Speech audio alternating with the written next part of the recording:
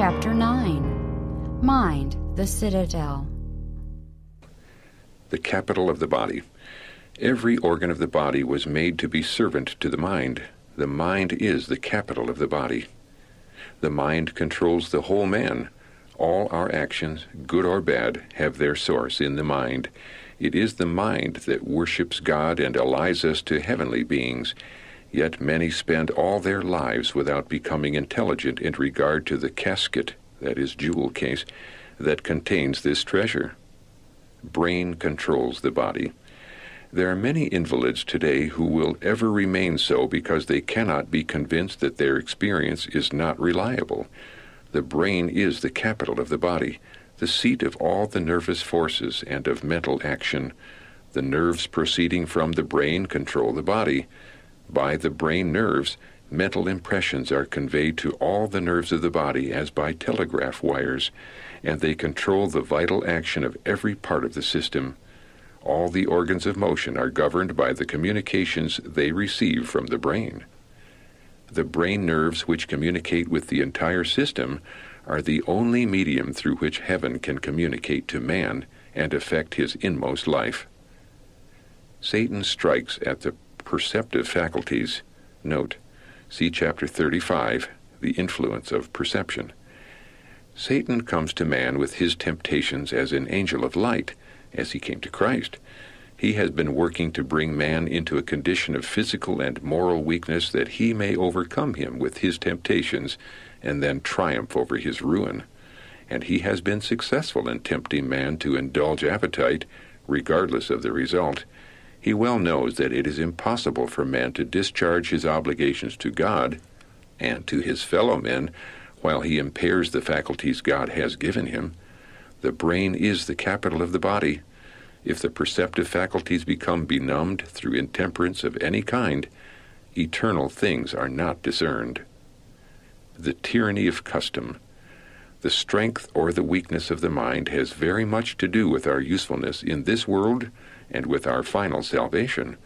The ignorance that has prevailed in regard to God's law in our physical nature is deplorable. Intemperance of any kind is a violation of the laws of our being. Imbecility is prevailing to a fearful extent. Sin is made attractive by the covering of light which Satan throws over it, and he is well pleased when he can hold the Christian world in their daily habits under the tyranny of custom, like the heathen, and allow appetite to govern them. Guarding the citadel. All should feel the necessity of keeping the moral nature braced by constant watchfulness. Like faithful sentinels, they should guard the citadel of the soul, never feeling that they may relax their vigilance for a moment. The mind rightly trained wavers not. The mind must be trained through daily tests to habits of fidelity, to a sense of the claims of right and duty above inclination and pleasure. Minds thus trained do not waver between right and wrong, as the reed trembles in the wind, but as soon as matters come before them, they discern at once that principle is involved, and they instinctively choose the right without long debating the matter. They are loyal because they have trained themselves in habits of faithfulness and truth. The unguarded citadel. By beholding, we become changed. Though formed in the image of his Maker, man can so educate his mind that sin which he once loathed will become pleasant to him. As he ceases to watch and pray, he ceases to guard the citadel, the heart, and engages in sin and crime. The mind is debased, and it is impossible to elevate it from corruption while it is being educated to enslave the moral and intellectual powers and bring them in subjection to grosser passions. Constant war against the carnal mind must be maintained, and we must be aided by the refining influence of the grace of God, which will attract the mind upward and habituate it to meditate upon pure and holy things. Source of the issues of life or death. Set your affection on things above, not on things on the earth. Colossians chapter 3, verse 2. The heart is the citadel of the man. From it are the issues of life or death. Until the heart is purified, a person is unfit to have any part in the fellowship of the saints. Does not the heart searcher know who are lingering in sin? regardless of their souls?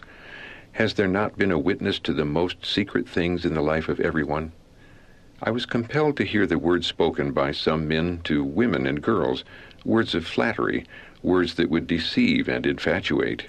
Satan uses all these means to destroy souls. Some of you may thus have been his agents, and if so, you will have to meet these things in the judgment. The angel said of this class, "Their hearts have never been given to God. Christ is not in them. Truth is not there. Its place is occupied by sin, deception, and falsehood. The word of God is not believed and acted upon." Ease, self-indulgence, security, traitors within the walls. It was when the Israelites were in a condition of outward ease and security that they were led into sin. They failed to keep God ever before them. They neglected prayer and cherished a spirit of self-confidence. Ease and self-indulgence left the citadel of the soul unguarded, and debasing thoughts found entrance. It was the traitors within the walls that overthrew the strongholds of principle and betrayed Israel into the power of Satan. It is thus that Satan still seeks to compass the ruin of the soul. A long preparatory process, unknown to the world, goes on in the heart before the Christian commits open sin. The mind does not come down at once from purity and holiness to depravity, corruption, and crime. It takes time to degrade those formed in the image of God to the brutal or the satanic. By beholding, we become changed. By the indulgence of impure thoughts, man can so educate his mind that sin which he once loathed will become pleasant to him. Tobacco benumbs the sensibilities. Tobacco, in whatever form it is used, tells upon the constitution. It is a slow poison.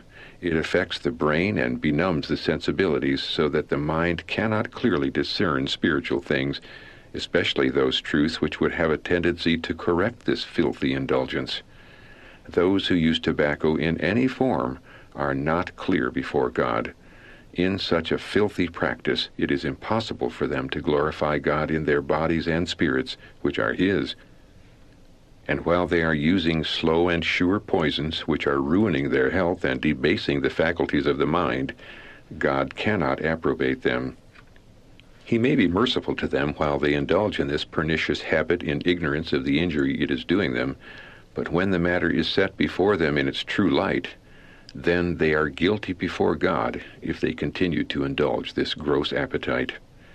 Slaves to alcohol and drugs. On every side, Satan seeks to entice the youth into the path of perdition, and if he can once get their feet set in the way, he hurries them on in their downward course, leading them from one dissipation to another, until his victims lose their tenderness of conscience and have no more the fear of God before their eyes. They exercise less and less self-restraint. They become addicted to the use of wine and alcohol, tobacco and opium, and go from one stage of debasement to another. They are slaves to appetite. Counsel which they once respected, they learn to despise.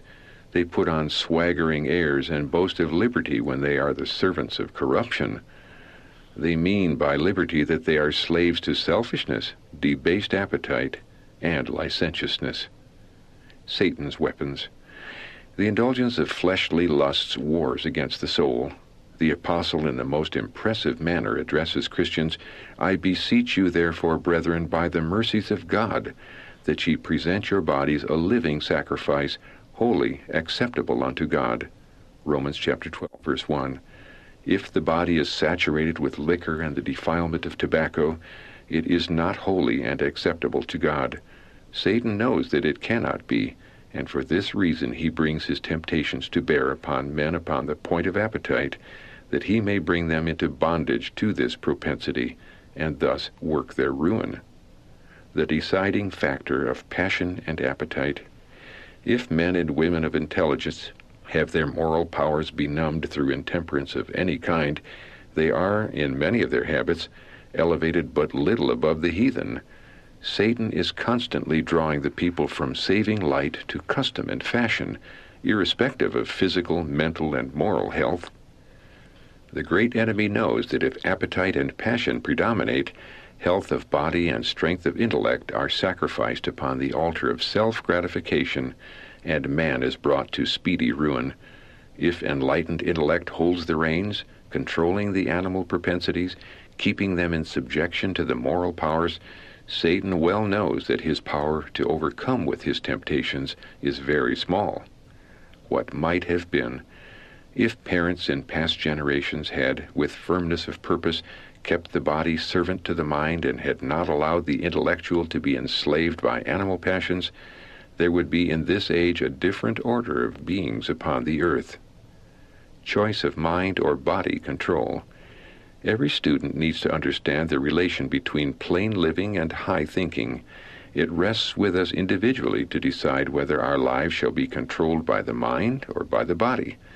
The youth must, each for himself, make the choice that shapes his life, and no pains should be spared that he may understand the forces with which he has to deal and the influences which mold character and destiny.